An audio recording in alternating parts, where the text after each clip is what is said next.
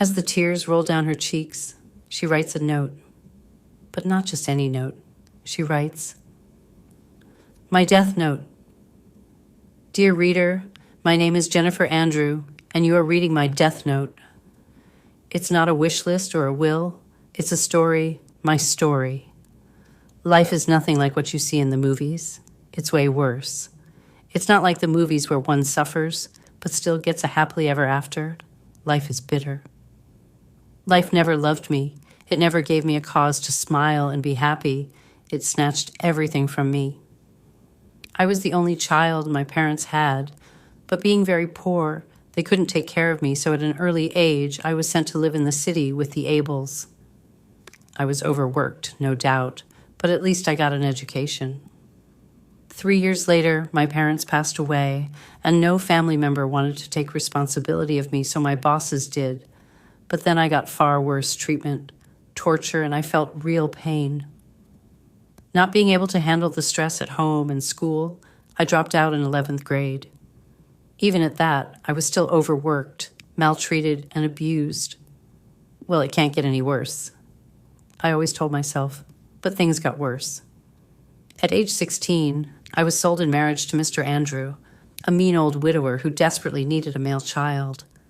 A year later, I gave birth to his son, but when he discovered his child had sickle cell anemia, he started maltreating me as if I caused it intentionally. He beat me all the time over little things. I bought a faulty thing. He always said to me. One day, he beat me up so bad because he misplaced his jacket. He left me on the floor, bleeding and in pains. I was so frustrated I started throwing things.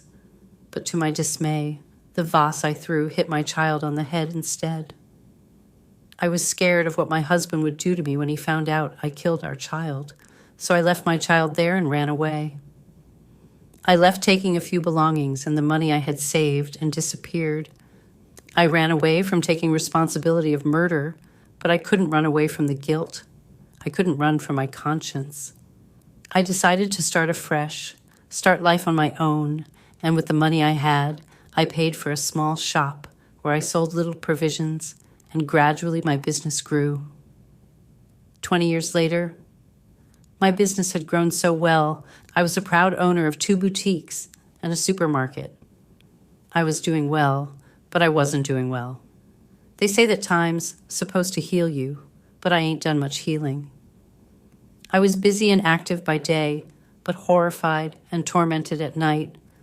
As I closed my eyes to sleep, I had dreams of 2 boys, my dead child in a pool of blood and his ghost crying out to me.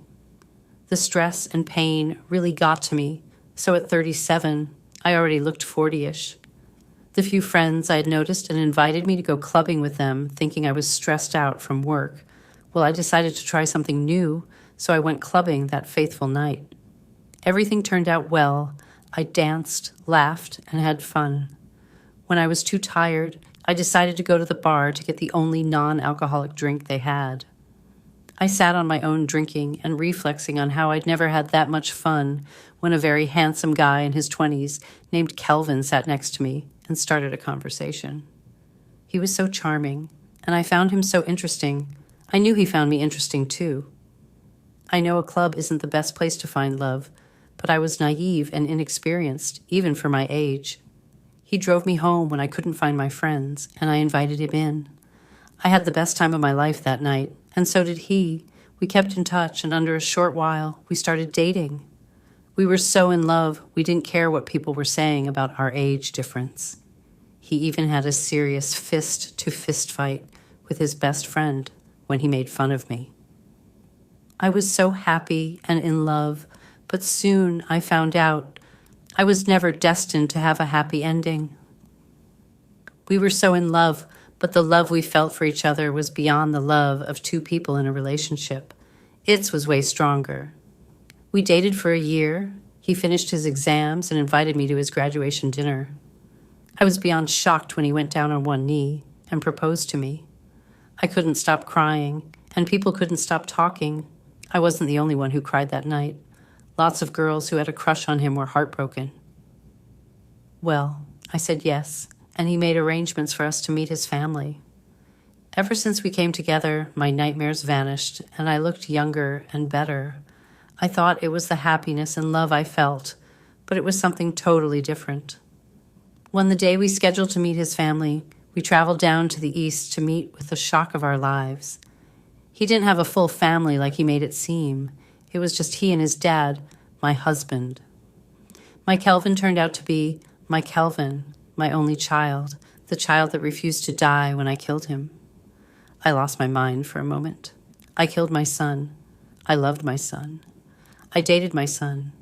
I had sex with my son. I agreed to marry my son. What a mighty blow life gave me. It chose to punish me so. I know no one will cry or miss me when I'm gone, but I just want to say I'm sorry to my son, my love. Goodbye.